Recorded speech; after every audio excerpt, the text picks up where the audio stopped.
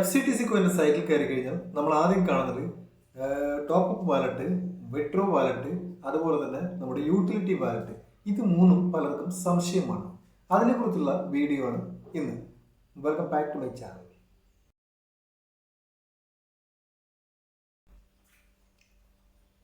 അതെ, നമ്മൾ FCTCയുടെ സൈറ്റിൽ കയറി കഴിഞ്ഞാൽ നമുക്ക് ഇതുപോലത്തെ മൂന്ന് വാലറ്റുകൾ ഫസ്റ്റ് തന്നെ കാണാൻ പറ്റും. ആ വാലറ്റുകളിലേക്ക് വരുന്ന തുക അത് എന്താണെന്ന് ആർക്കും മനസ്സിലായിട്ടില്ല.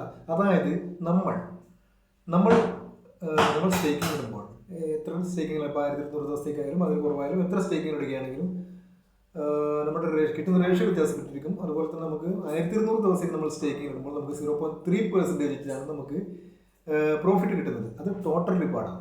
ആ ടോട്ടൽ റിവാർഡിൽ, അതായത് ഇത് ടോട്ടൽ റിവാർഡാണ് നമുക്ക് 0.3% എന്ന് പറയുന്നത്. ഈ ടോട്ടൽ റിവാർഡിൽ നമ്മൾ 40% നമ്മൾ ടോപ്പ് അപ്പ് വാലറ്റിലേക്ക് പോകും. അതിനുശേഷം 40% നമ്മുടെ വിഡ്രോ വാലറ്റിലേക്ക് പോകും. പിന്നെ വരുന്ന 20% നമ്മുടെ യൂട്ടിലിറ്റി വാലറ്റിലേക്ക് പോകും. പലരും വിചാരിക്കുന്നത്, അതായത് കമ്പനിയുടെ ആ ഒരു സ്റ്റെബിലിറ്റിക്ക് വേണ്ടിയിട്ട് ദീർഘകാലം, അതായത് ദീർഘകാലത്തേക്ക് കമ്പനി റണ്ണിങ് ആക്കാൻ വേണ്ടിയിട്ട് അതിൻ്റെ ഉടമസ്ഥർ തന്നെ ഉണ്ടാക്കിയെടുത്ത സിസ്റ്റം, പവർഫുൾ സിസ്റ്റമാണ് നമ്മുടെ ഇതിൽ നമുക്ക് ടോപ്പ് അപ്പ് വാലറ്റിൽ വരുന്നത്, നമുക്ക് അവിടെ ടോപ്പ് അപ്പ് എന്ന് പറയുന്ന സംഭവത്തിൽ നമ്മൾ ക്ലിക്ക് ചെയ്ത് കഴിഞ്ഞാൽ അത് നമുക്ക് ടോപ്പ് അപ്പ് ആയിട്ട് അതിൻ്റെ 0.10% നമുക്ക് വീണ്ടും കിട്ടും. പിന്നെ വരുന്നത് നമ്മുടെ വിഡ്രോ വാലറ്റ് വെച്ചാൽ നമുക്ക് ഡയറക്റ്റ് വിഡ്രോ ചെയ്യാനുള്ള ഓപ്ഷനാണ് നമ്മുടെ. ആ ഒരു വിഡ്രോ വാലറ്റിൽ വരുന്ന എമൗണ്ടാണ് നമ്മൾ വിഡ്രോ ചെയ്യുന്നത്. പിന്നെ യൂട്ടിലിറ്റി വാലറ്റ്.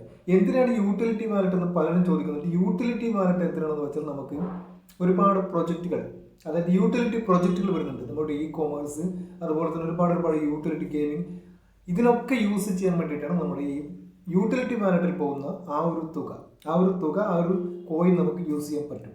അതിന് വേണ്ടിയിട്ടാണ് യൂട്ടിലിറ്റി വാലറ്റ്.